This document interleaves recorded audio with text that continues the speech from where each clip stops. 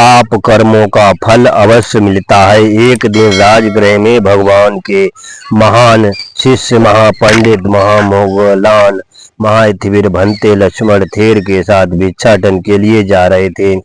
रास्ते में चलते चलते महामोगलान थेर ने कुछ ऐसा देखा कि वे हल्का सा मुस्कुरा दिए। भंते लक्ष्मण थेर को आश्चर्य हुआ क्योंकि उन्हें वहां कुछ भी दिखाई नहीं दिया। उन्होंने विनम्रता से पूछा, भंते आप किस कारण मुस्कुराए? महामोगलान थेर ने कहा, बिहार में वापस पहुंचकर तथागत के सामने इसका कारण बताऊंगा। भिक्षाटन के बाद दोनों बिहार पहुंचे और भगवान के पास जाकर वंदना की।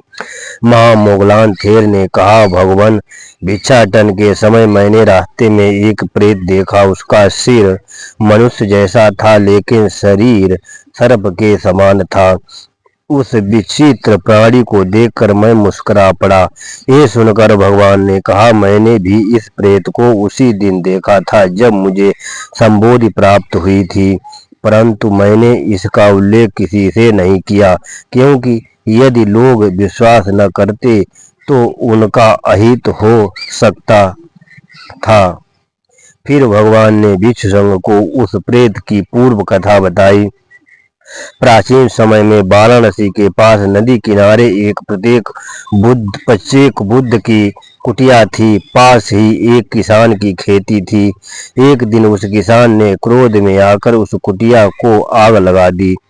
उस पाप कर्म के परिणाम स्वरूप वो मरने के बाद प्रेत योनि में उत्पन्न हुआ और अब गृद्धकूट पर्वत पर अहिप्रेत सर्प रूप प्रेत बनकर अपने पाप का दुख भोग रहा है। तब भगवान ने ये गाथा कही, नहीं पापं कतं कम्मं सज्जुखीरं वा मुच्यते दहन्तं बालमन्वेति भस्मच्छन्नो वा पावको। जैसे दूध तुरंत दही नहीं बनता, वैसे ही पाप कर्म का फल भी तुरंत नहीं मिलता, लेकिन समय आने पर वह उसी प्रकार व्यक्ति को जलाता है जैसे राख में छिपी हुई आग। इसलिए बुद्धों की शिक्षा है, पाप कर्मों से बचो और पुण्य कर्मों को बढ़ाओ। फिर ये मंगल कामना की गई, इमीना पुण्य कम्मेन मामे बाल समागमो सतं समागमो होति निब्बानपत्यार्थ। मेरे इस पुण्य कर्म के प्रभाव से मेरी संगति मूर्खों से न हो। जब तक निर्वाण की प्राप्ति न हो तब तक सत्पुरुषों का ही संग मिलता रहे।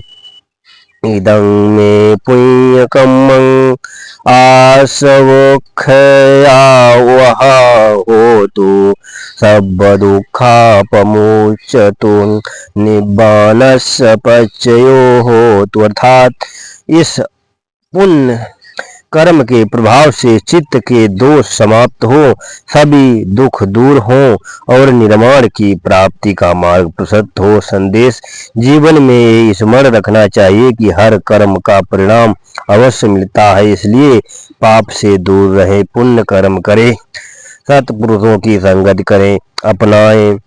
यही शांति और कल्याण का मार्ग है। सबका मंगल हो, सब सुखी हो। नमो बुद्धाय। जय सम्राट अशोक महान।